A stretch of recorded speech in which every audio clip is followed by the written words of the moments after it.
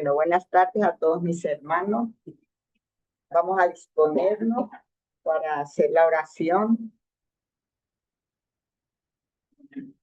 Unificamos nuestros pensamientos para darle gracias a nuestro Padre Dios en este día que nos ha concedido esta oportunidad bendita de poder estar aquí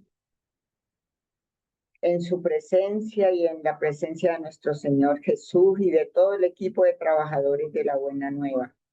Gracias infinitas, amado Dios, Padre misericordioso, por la vida que nos ha concedido, por el aire que respiramos, por el alimento físico y el alimento espiritual que recibimos a través de tus enseñanzas divinas, Señor, de su evangelio de amor y de conocimiento de la doctrina de los espíritus. Gracias, amado Dios, por reunirnos en su nombre. Y en este momento oramos por todos y cada uno de nuestros hermanos que hacen parte de esta casa espírita, Rutas de Luz, implorando por cada uno según sea la necesidad, para que en el lugar donde se encuentren también sean irradiados de esa luz divina que el Señor derrama sobre este lugar. Oramos por todos los espíritus enfermos y necesitados que se acercan con cada uno de nosotros. Oramos también por todos los que hacen parte de esta bella doctrina. Gracias infinitas, Maestro Jesús. Hoy queremos pedirte por nuestra querida expositora, para que ella sea irradiada de mucha luz, sea su palabra sea inteligible para todos y cada uno de nosotros. Que en este momento sean irradiadas de luz este lugar para todos. Mucha paz y mucha armonía. Que así sea. Para dar comienzo pues al trabajo del día de hoy, la conferencista, primero el tema, la conferencia que se va a dar es El reino de los cielos está vedado a los malos. La expositora es nuestra querida Lidey Morales. Ella es asociada al Centro Espírita Rutas de Luz y una gran trabajadora. Sea bienvenida.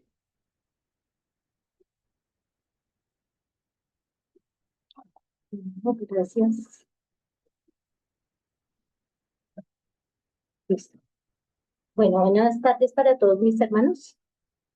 El tema que me correspondió hoy, el reino de los cielos está vedado a los hombres. En pregunta, ¿no? Y muchas veces nosotros nos hemos hecho esta pregunta. Independientemente si estamos en el espiritismo o en otra corriente religiosa, esta es una pregunta que muchos nos hacemos. Y vamos a ir desglosando el título para dar respuesta a esa pregunta.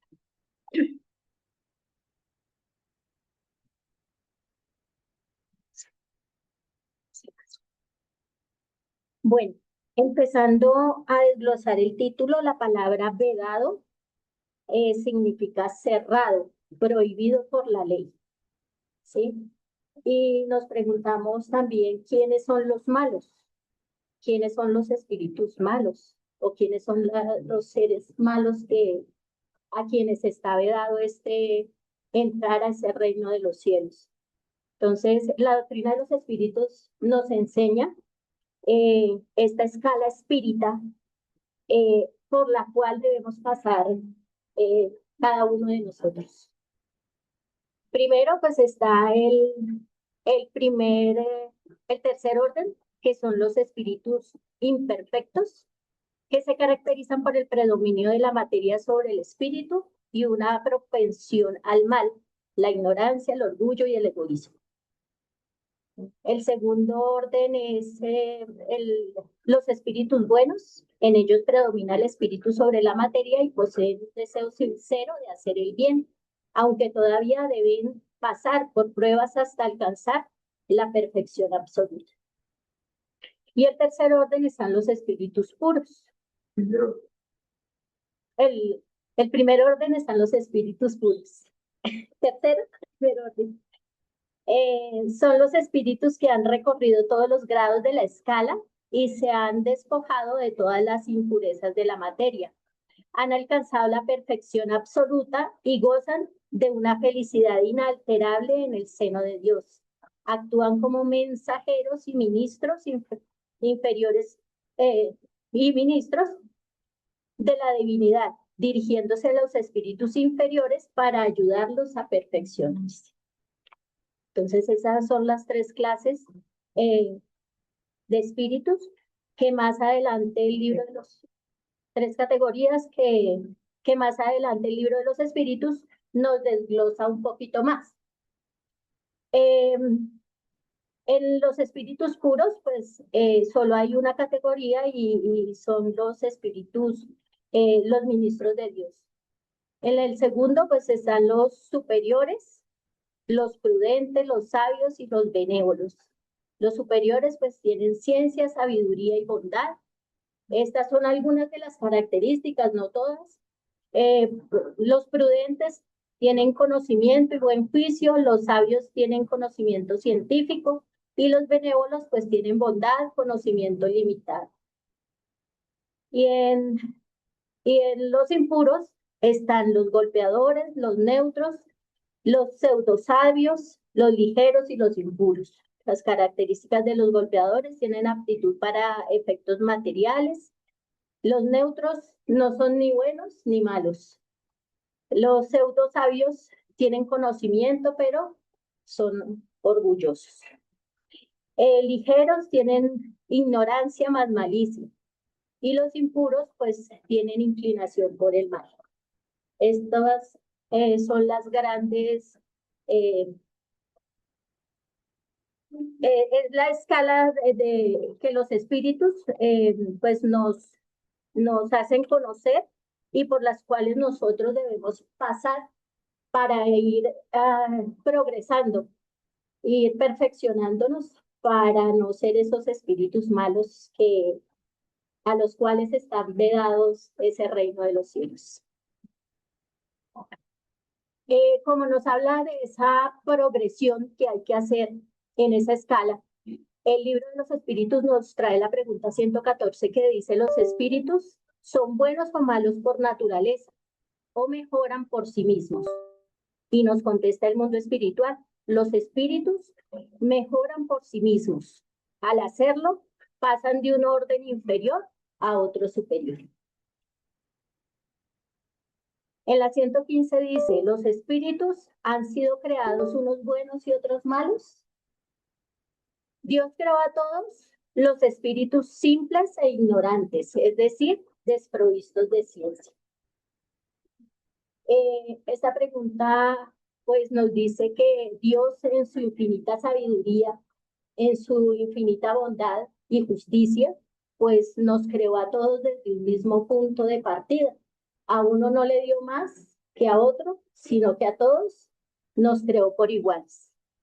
Dice: a cada uno le dio una misión con el objetivo de instruirlos y de hacerlos llegar progresivamente a la perfección mediante el conocimiento de la verdad y para aproximarlos a él. A medida que nosotros reencarnamos y hacemos el trabajo de irnos perfeccionando, vamos aproximándonos a nuestro Padre Celestial. Vamos alcanzando esa escala evolutiva de la que hablamos al principio y con ello pues nos vamos acercando a ese Padre Celestial. Para ello la dicha eterna e imperturbable reside en esa perfección. Los espíritus adquieren esos conocimientos al pasar por las pruebas que Dios les impone. Algunos aceptan esas pruebas con sumisión y llegan más pronto al objetivo que se les asignó. Otros solo las sufren con quejas y así por su culpa quedan alejados de la perfección y de la felicidad prometida.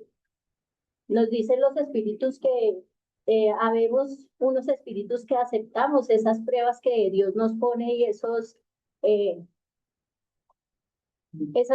misiones que Dios nos pone con su misión, como habemos otros que no las aceptamos y vivimos quejándonos. ¿Por qué me pasa? Dándole culpas a otros, echándole las culpas de yo no fui, yo no hice, y por qué me pasa a mí.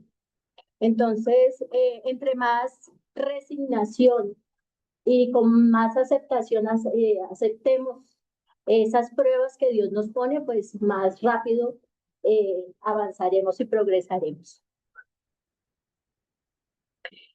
Yo cuando estaba estudiando este tema decía que esto es como el colegio, el planeta Tierra es esa escuela de aprendizaje, que cuando uno entra al colegio pues empieza desde cero, sin uno saber nada, y empieza a conocer que las vocales, que las letras, que una cosa, que la otra, la ciencia, las matemáticas, pero si somos desordenados, si no somos buenos estudiantes, si no queremos aprender, estudiar, hacer las tareas, las carteleras, los trabajos, pues no vamos a pasar al siguiente nivel y nos quedaremos en ese curso repitiendo y repitiendo hasta que podamos ir aprendiendo y progresando.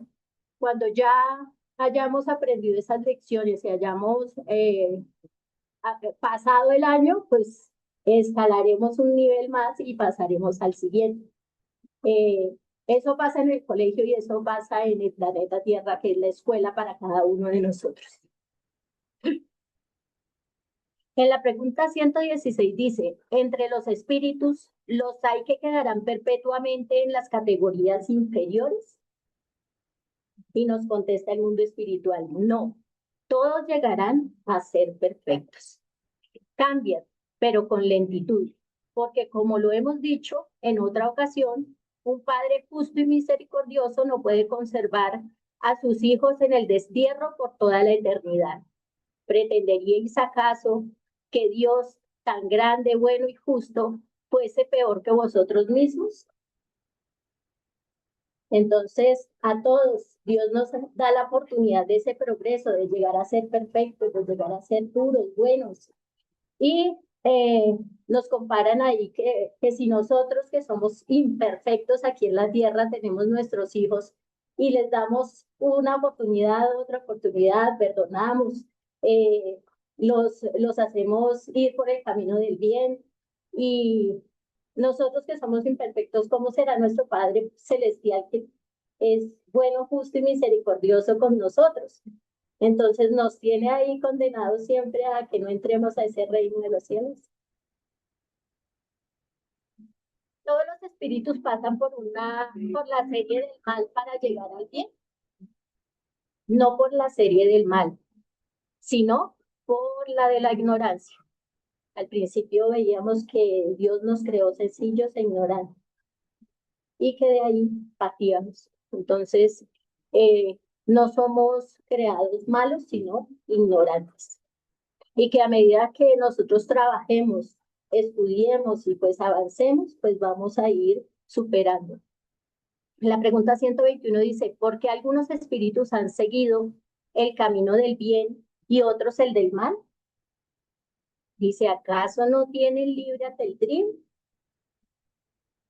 Nosotros como espíritus tenemos atributos que Dios nos ha dado para desarrollar y entre ellos está ese libre albedrío que nos permite escoger lo bueno y lo malo. Y el mundo espiritual dice, Dios no creó espíritus malos, los creó simples e ignorantes, es decir, con tanta aptitud para el bien como para el mal. Los que son malos llegaron a serlos por su voluntad. Entonces nosotros somos los que hemos escogido ese camino. Si somos malos, si no hemos aprendido, si no hemos estudiado, si no hemos trabajado nosotros, somos los que hemos escogido eso por nuestro libre albedrío.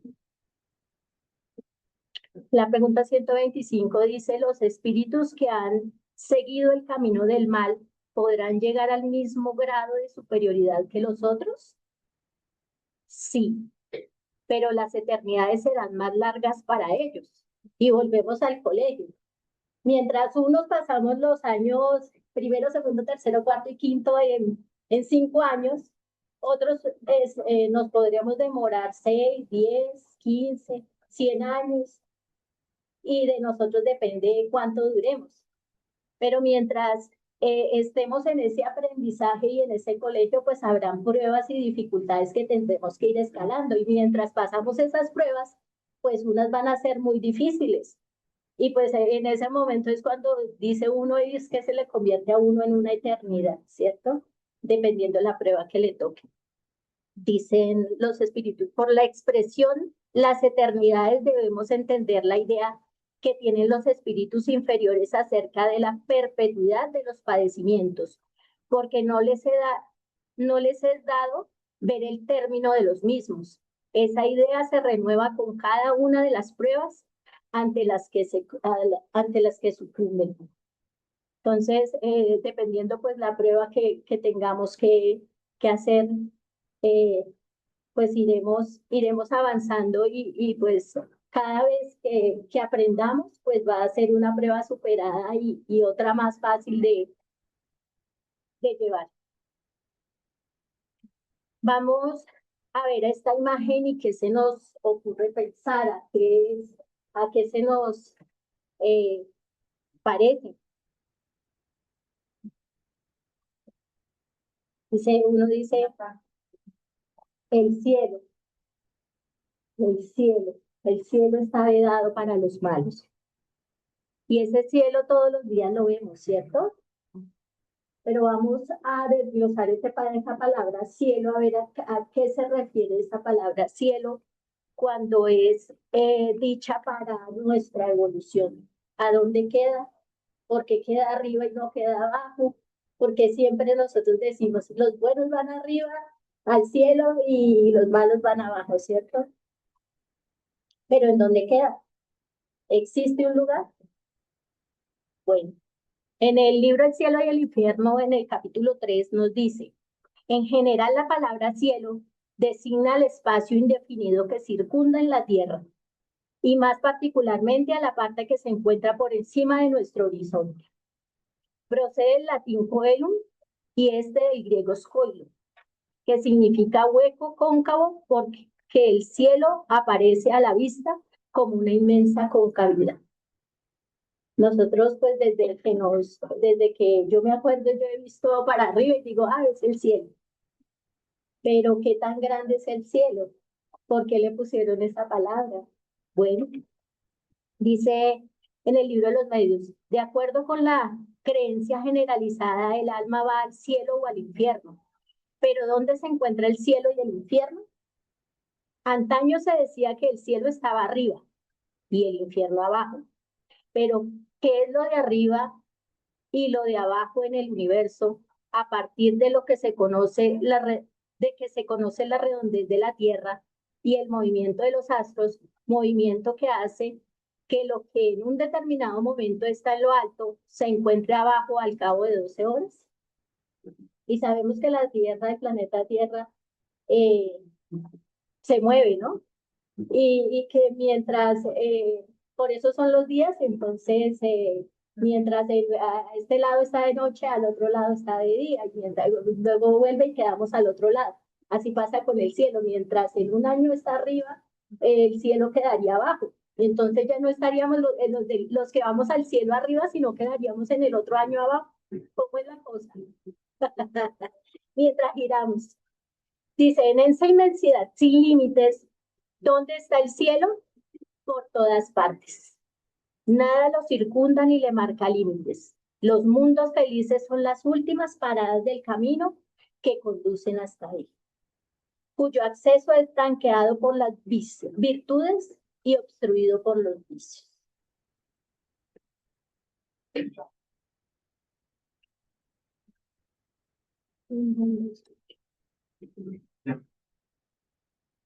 ¿En qué sentido se debe entender la palabra cielo? Nos dice el libro de los Espíritus. ¿Acaso creéis que es un lugar como los campos, es un lugar como los campos elíseos de los antiguos, donde los espíritus buenos están amontonados confusamente y cuya única preocupación reside en disfrutar durante la eternidad de una felicidad pasiva? Y nos han enseñado muchas veces, o a mí cuando yo estaba en la religión católica nos decía que si yo me portaba bien y cumplía con mis deberes, me iba al cielo, al lado derecho de nuestro Padre Celestial, a soplarlo, ¿no? Con el abanico. Y entonces yo decía, uy, no, pero eso sí debe ser muy aburrido. Por un día, de pronto, ¿cierto? Uno allá soplando todo el tiempo y dice que por la eternidad. Entonces no son 2 años ni 3 años. Y uno se pone a pensar y a ponerle lógica, razón a las cosas y uno dice, no, eso no puede ser esa felicidad pasiva de estar soplando allá al viejito con barba, canosito, en una silla todo el tiempo, ¿cierto? Ah, dice, no, el cielo es el espacio universal, son los planetas, las estrellas y los mundos superiores donde los espíritus gozan de la plenitud de sus facultades, sin padecer las tribulaciones de la vida material, ni las angustias inherentes a la inferioridad. Cuando nosotros estamos en esa escala espírita, cuando estamos bien abajo, empezando a esa evolución para ascender, eh, esas angustias que tenemos, esas pruebas, esas dificultades que tenemos que pasar para ir ascendiendo a una escala superior, eh, no hace que nuestro espíritu vea esa felicidad y ese cielo, ¿cierto? Por el contrario, nos hace ver muchas veces, como dicen, el infierno. Y son esos estados de conciencia que nosotros tenemos de, de si estamos actuando bien, si debemos cosas, si nos sentimos culpables, de una conciencia que no está tranquila, pues asimismo esa inferioridad no nos permite estar en ese cielo eh, que no es material, ya lo vimos, no es material, sino ese cielo donde esas angustias ya no están, donde esas cosas materiales las hemos ido dejando y que en algún momento esa inferioridad en la que estábamos, eh, pues a medida que trabajemos y progresemos, pues las vamos dejando y vamos viendo ese planeta, ese cielo. Vamos a hablar en este caso de la justicia, porque nos dice que si los malos, para los malos está vedado el cielo, entonces ¿dónde está la justicia de Dios? Y en la pregunta 875 del libro de los Espíritus nos dice, ¿cómo se puede definir la justicia? La justicia consiste en el respeto a los derechos de cada uno. Y Jesús nos enseñaba que no hagamos a nadie lo que nosotros no queremos que nos hagan. Ese es el respeto. Y Jesús muy bien nos lo enseñaba. Este libro nos trae una explicación muy bonita. El libro se llama Jesús y la actualidad, por el espíritu de Juana de Ángeles y escrito por Divaldo Pereira Franco. Hay un capítulo que se llama Jesús y la justicia y nos dice, la justicia tiene por objetivo reparar el daño causado y corregir al infractor, tornándolo útil para la sociedad en la que se encuentra. Cuando leía esto yo pensaba en esos seres que desafortunadamente van a la cárcel y que la justicia terrenal, pues cuando se equivocan, esa persona tiene que ir a reparar el daño que hizo. Lo mismo funciona para nosotros aquí en la tierra. Si nosotros hemos hecho daño, tenemos que reparar el daño.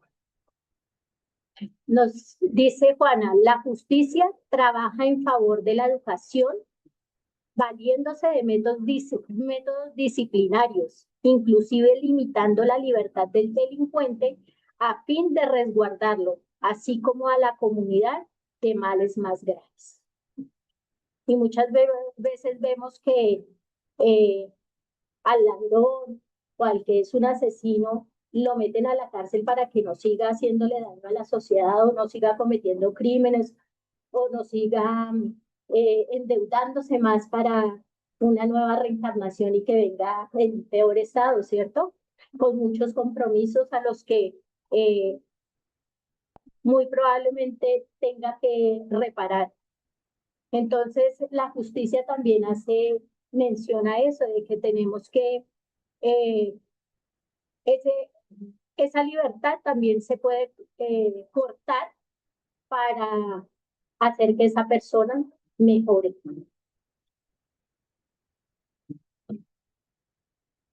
En una sociedad justa, todos gozan de idénticas oportunidades de progreso, gracias a una adecuada distribución de beneficios. En ella, el fuerte ampara al débil, el sano socorre al enfermo, el joven ayuda al anciano, lo cual constituye un comportamiento natural, que es el resultado de una conciencia clara del deber, que establece la felicidad como consecuencia de la solidaridad entre las diversas criaturas humanas. Nos habla aquí de la sociedad justa. Si fuera una sociedad justa, esto sería la maravilla, porque para nosotros sería un comportamiento natural que nos ayudáramos. Y nos dice que el sano socorra al enfermo, eso debería ser natural. Pero como no estamos todavía en una sociedad justa, entonces no pasa. Eso es.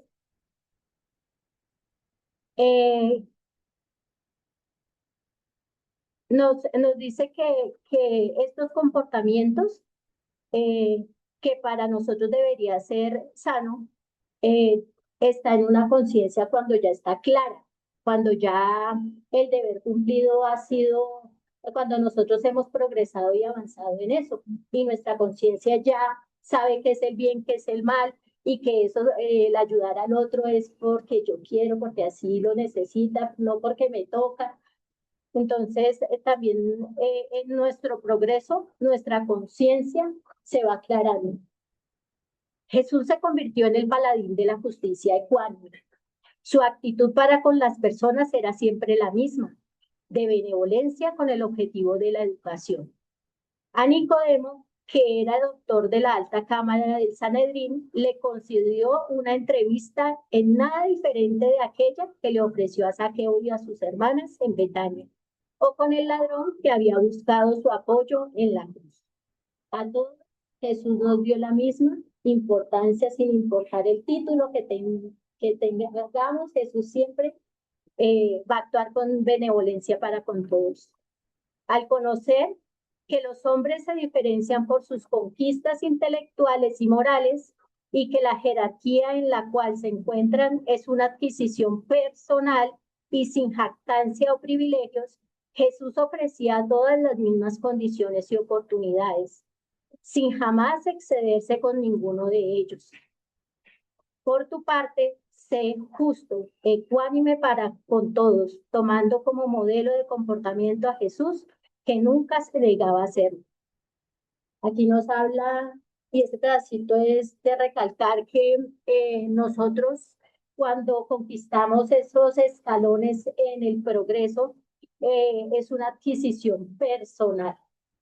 No porque Erika trabaje en el orgullo y ella ya lo haya superado, entonces yo le digo a Erika, oiga, Erika, hágame la palanquita y yo para yo no tener que hacer eso y pasamos juntas la prueba. No. Cada uno se esfuerza por lograr lo de cada uno, por superar sus malas inclinaciones. No porque mamá o papá, porque tenemos más cercanía, ¿cierto? Ay, mi mamá trabaja por mí, eso allá en el cielo, ella hace, hace allá el cuarto y me va a permitir pasar, ¿cierto? Sin yo haber trabajado en él. Tenemos cada uno que trabajar en lo moral y en lo intelectual para alcanzar esa escala de los buenos espíritus que debemos ser y seguir las enseñanzas de Jesús. Nos dice, paga ahora lo que te olvidaste de regularizar ayer, seguro de que la inacción de las leyes terrenas no te exime de ser alcanzado por la divina justicia. Es mejor que te encuentres reparando compromisos que no recuerdas antes de gozar de la libertad física cargando con la conciencia culpable que se esconde en la ilusión. La auténtica justicia siempre encuentra al infractor. Nosotros muchas veces no nos acordamos y miramos a personas que son tan buenas, pero le pasan unas cosas que uno dice, ¿qué estará pagando? Es mejor no acordarnos, pero que esté pagando, a estar con la conciencia llena y no en esa tranquilidad y en ese cielo, ¿cierto?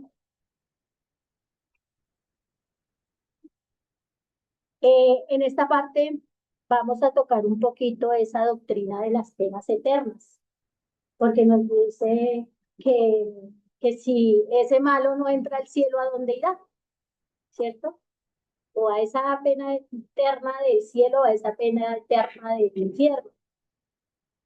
En el capítulo 7 del libro El cielo y el infierno nos dice, la creencia en la eternidad de las penas pierde día a día tanto terreno que no hace falta ser profeta para prever que su fin está cerca. Ha sido combatida mediante argumentos tan poderosos y categóricos que casi parecería superfluo seguir ocupándonos de ella, de modo que basta con dejar que se extinga por sí misma. Sin embargo, no se puede discutir que a pesar de la caducidad, todavía constituye un argumento principal de los adversarios de las ideas nuevas, a tal punto que la defienden con más obstinación. porque es uno de los aspectos más vulnerables que poseen y porque prevén las consecuencias de su caída. En ese sentido, la cuestión merece un análisis serio. Esto de las penas eternas, pues no tiene ningún argumento científico que pueda soportar su peso. Pero nos dice aquí que esto en algún momento de nuestra vida, cuando nosotros estábamos todavía muy más imperfectos de lo que somos, iniciando nuestra carrera de evolución, sirvió para nosotros, digamos, en el momento de, de Moisés, que, que con los 10 mandamientos Moisés pudo detener un poquito toda esa violencia que se estaba viviendo al, al decir no matarás, no matarás porque no vas al cielo, o si matas te vas al infierno. Y ese miedo nos hacía que nosotros en ese momento dejáramos de hacerlo, ¿sí? Entonces, porque si no hubiéramos tenido nada, ningún miedo, pues hubiéramos seguido en las mismas. Entonces, nos dice el libro El cielo y el infierno, dice, la doctrina de las penas eternas, así como la del infierno material, tuvo su razón de ser, mientras el miedo sirvió de freno a los hombres, poco adelantados tanto en lo intelectual como en lo moral. Así como ellos se hubiesen impresionado poco o nada de la idea de las penas morales, mucho menos les habría impresionado la idea de las penas temporales. Y tampoco habrían comprendido una justicia basada en las penas graduales y proporcionales, porque no se hallaban aptos para captar los matices a menudo delicados del bien y del mal. Y Jesús en ese tiempo, cuando él vino, nos enseñaba era en parábolas, porque no estábamos preparados todavía para que él nos enseñara todo lo que en ese tiempo pues debimos aprender. Él sabía que todavía nuestra capacidad de evolución no nos daba para aprender y para ser mejores. Entonces, ¿cómo nos enseñaba? Como a niños chiquitos, con cuentos, con parábolas, para que aprendiéramos y sin embargo, todavía no hemos aprendido.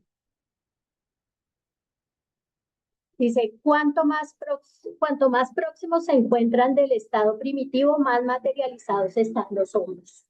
Y esto tiene mucha lógica, ¿no? El sentido moral es el que se desarrolla más tardíamente en ellos, razón por la cual apenas pueden formarse de Dios y de sus atributos,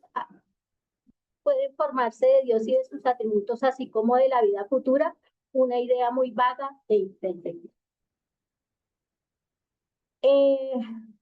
Aquí vamos a hacer un paréntesis. Nos dice que cuando más materializados estamos, pues más alejados de Dios también lo estamos. Entonces, yo les traía aquí unos ejemplos de unos científicos del siglo XX, ateos. Y vemos que en nuestra carrera de la evolución debemos evolucionar tanto moral como intelectual a la par. Y pues hay espíritus que como estos científicos han evolucionado intelectualmente, pero que se han quedado moralmente. Que les toca en algún momento evolucionar moralmente, sí.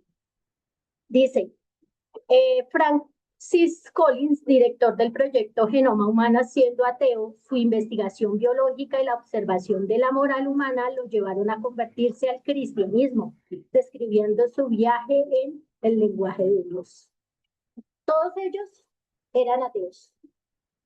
Richard Smalley, químico galardonado con el premio Nobel y pionero de la nanotecnología, inicialmente escéptico, declaró que cuanto más estudiaba la ciencia del universo, más creía en Dios. Anthony Flew, filósofo británico y uno de los ateos más famosos del siglo XX, a través de la razón científica y la complejidad del ADN, concluyó que la existencia de Dios era la explicación más lógica, acercándose al ateísmo. Sigarte, bioquímico, que tras la carrera investigando pasó del ateísmo radical a la fe cristiana al encontrar preguntas que la ciencia no podía explicar sobre el origen de la vida. Alan Sandage, astrónomo de renombre, que tras años como agnóstico se convirtió al cristianismo en su madurez, afirmando que en su estudio del universo lo llevó a la convicción de un hacedor. C.S. Lewis, aunque conocido principalmente como escritor, su conversión desde un ateísmo vehemente hasta el cristianismo se basó en una lógica rigurosa que influyó a muchos científicos.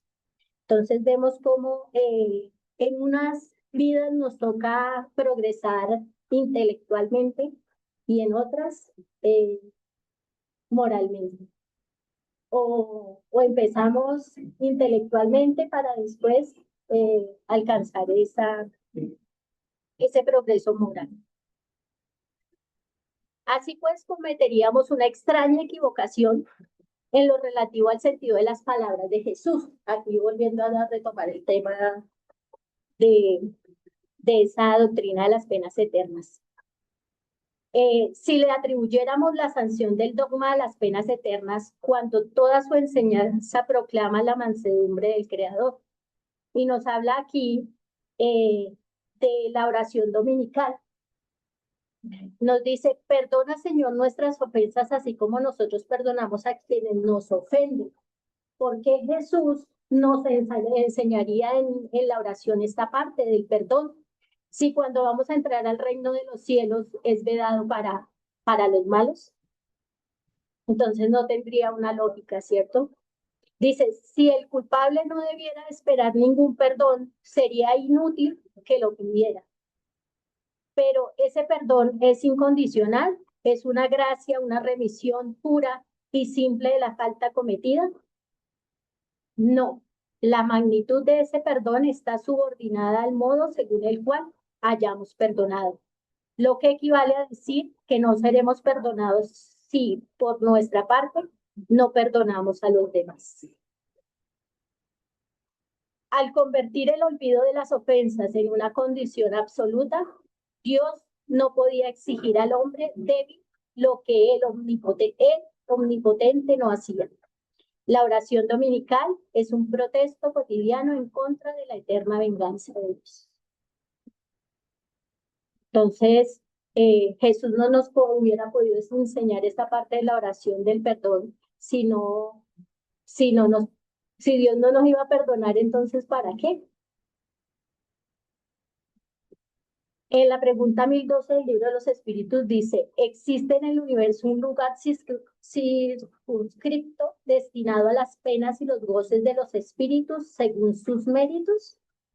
Ya hemos respondido a esa pregunta. Las penas y los goces son inherentes al grado de perfección de los espíritus. Cada uno de ellos encuentra en sí mismo el principio de su felicidad o de su desdicha. Además, como están en todas partes, no hay ningún lugar circunscripto ni cerrado destinado a uno más que a otro. En cuanto a los espíritus encarnados, son más o menos felices o desdichados conforme al grado de adelanto del mundo en que habitan. En la 1012A dice, según eso, el infierno y el paraíso no existen tal como el hombre se los presenta. No. No son más que símbolos. En todas partes hay espíritus felices y espíritus desdichados. No obstante, como también hemos dicho, los espíritus de un mismo orden se reúnen por simpatía, aunque cuando son perfectos se pueden reunir donde prefieren. Entonces, vemos aquí que nos toca hacer ese trabajo para estar en ese reino de los cielos, para alcanzar esa perfección. Le puse aquí para ir finalizando 5 conclusiones que las vamos a leer rápidamente. Dice, el destino universal es la perfección. Cuando nosotros empezamos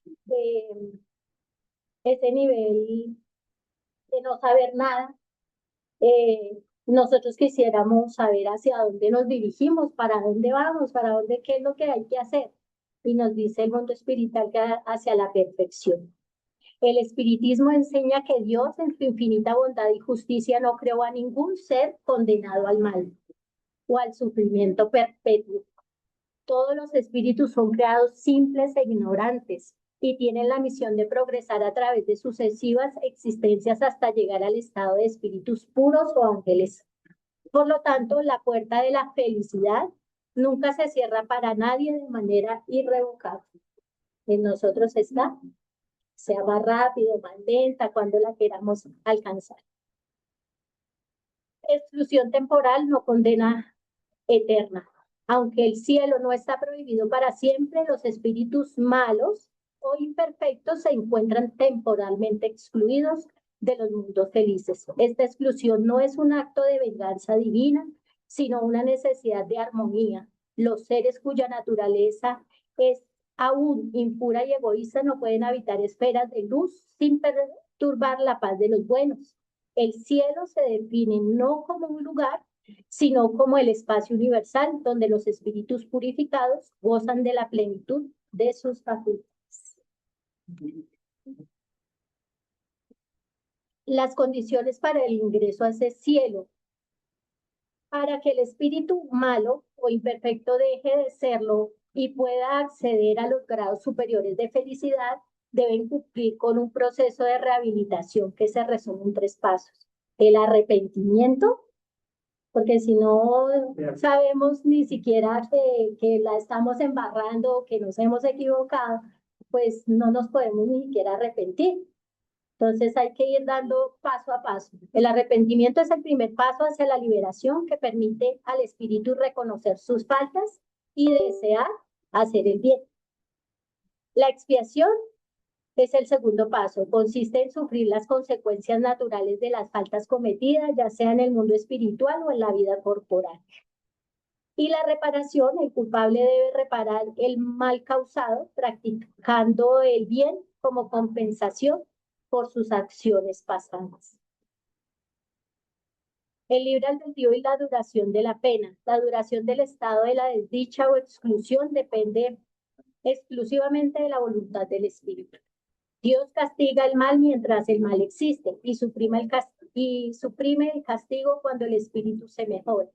De este modo, el tiempo que un espíritu permanece en el infierno, que entendido como un estado de sufrimiento moral y no como un lugar físico, es proporcional a su obstinación en el error. El reino de los cielos como estado interior. Finalmente, somos portadores de nuestro propio cielo y nuestro propio infierno. El reino de los cielos es un estado de conciencia tranquila y pureza moral. Por tanto, no es que Dios prohíba el cielo a los malos, sino que ellos mismos se incapacitan para experimentarlo mientras conserven sus imperfecciones, pasiones groseras, la falta de cumplimiento con las leyes morales para la reforma. Entonces, es ese estado de conciencia. Y les traje a este hombre que no es espírita, pero que nos dio una gran enseñanza al aceptar que el cielo no es ese lugar que nos enseñan en la religión católica, que es un lugar, y el infierno pues está allá abajo y que nos vamos a chamuscar ahí durante toda la eternidad. Y nos dice Juan Pablo II, se atrevió a corregir a fondo y en la dirección contraria el concepto tradicional del catolicismo sobre el infierno. El cielo, dijo entonces el Papa polaco, no es un lugar físico entre las nubes. El infierno tampoco es un lugar, sino la situación de quien se aparta de Dios. Y el 28 de julio del 99, en el curso de una audiencia, Juan Pablo II declaró, las imágenes de la Biblia deben ser rectamente interpretadas. Más que un lugar, el infierno es una situación de quien se aparta de modo libre y definitivo de Dios. Entonces, vemos que todos vamos evolucionando, vamos progresando, vamos entendiendo, pero que depende de nosotros hacer el trabajo. En dónde queremos estar, cuánto tiempo nos tomemos en llegar a ese cielo. Y para terminar, decirles que el cielo no está arriba ni abajo, sino dentro de nuestro corazón. Y que hay que trabajar para ganarnos ese cielo. Hay que trabajar.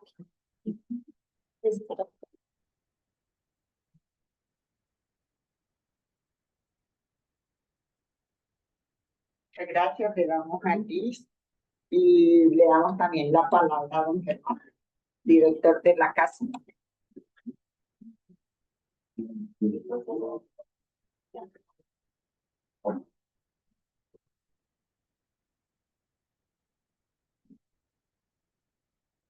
Muy buenas tardes para todos los que se encuentran en la plataforma, igualmente para quienes están acá presencialmente en nuestra casa espírita. La enseñanza que nos ha brindado nuestra querida Libey es muy reflexiva. Y sería muy importante que hiciéramos ese estudio a ver en qué lugar estamos.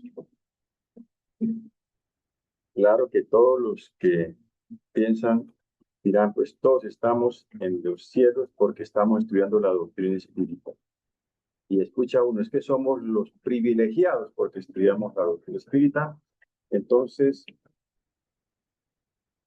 posiblemente debemos de hacer una reflexión a ver cómo estamos. El cielo no está arriba ni está abajo, sino está dentro de nuestro corazón.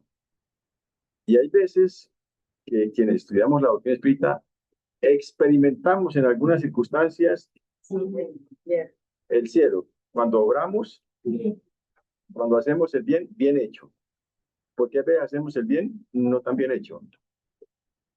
Pero también cuando nos equivocamos, ¿qué sentimos?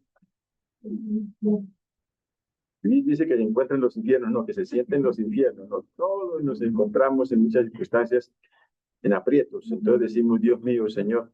Ayer escuchaba yo a una persona que porque estaba calentando el sol, dijo, yo estoy en los infiernos, porque estaba calentando el sol.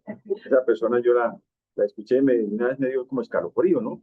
Y si llueve, mal. Y si calienta el sol, sí, pero bueno, todo eso le pone uno a pensar, ¿cierto? Entonces, la concepción es muy clara y eso está en la doctrina divina de lo que es el cielo y de lo que es el infierno. Y todos, absolutamente todos, llegaremos poco a poco, gradualmente, a ir construyendo el reino de los cielos en nuestro corazón. Entonces, a nombre de todos mis hermanos que están en la plataforma, como los que están acá presentes, pues permítanme darle un abrazo a mi querida Lidey y agradecerle por su esfuerzo y su sacrificio. Y todos se sienten, ¿en dónde? En el cielo. En el cielo. Aquí vino una vez un hermano y dijo, todos los que están acá, lo dudo. Digo, el único ángel que está aquí soy yo. No vino. No vino hoy, pero está presente. Rosita apenas se ríe. Digo, todos los que están aquí, digo, el único que es ángel soy yo. Los demás lo pongo en duda. Y soltó la risa. Bueno, muchas gracias, muy amable. Que esté muy bien.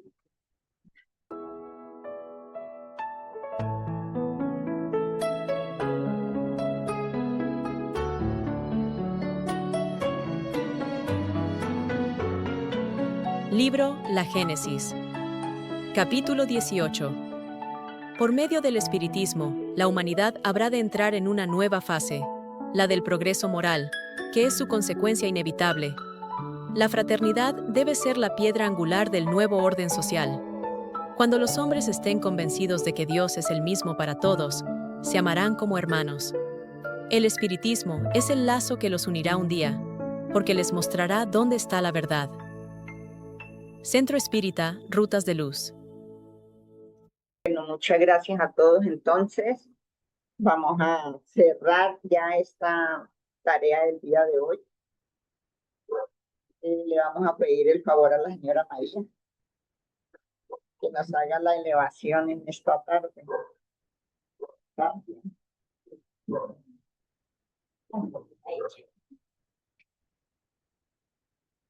Bueno, buenas tardes para todos. En este momento vamos a disponernos, elevando el pensamiento hacia nuestro Padre Creador, dándole las gracias por la oportunidad que nos dio en el día de hoy de estar en este lugar, nuestra casa espírita, recibiendo el conocimiento tanto de la conferencia como del Evangelio, que nos ayuda y nos fortalece en nuestro diario vivir. Hoy, Señor, le damos infinitamente gracias por este momento y suplicamos su bondad, su misericordia para todos los seres que sufren, los que están enfermos, por nuestro país Colombia y por las partes donde se encuentran las guerras, para que allí su divino pensamiento se plasme en estos corazones, para que los llene de amor y sean protegidos todos nuestros hermanos que necesitan en este momento nuestras oraciones y nuestros mejores pensamientos, para que salga la luz y el esclarecimiento ante todo. Hoy, Señor, le damos gracias por enviarnos al Maestro Jesús como nuestro guía y modelo del planeta la Tierra, y esperando, Señor, que se haga su santa voluntad en cada uno de nosotros y pidiéndole su divina protección para cada uno de los presentes y de los que se encuentran en la plataforma, para que en sus hogares haya la paz, la fraternidad, el amor y el respeto ante todo, Señor. Gracias le damos a nuestro Padre por este momento y que sus bendiciones sean para todo el planeta de la Tierra y que se haga su santa voluntad ante todo. Que así sea. Muchas gracias.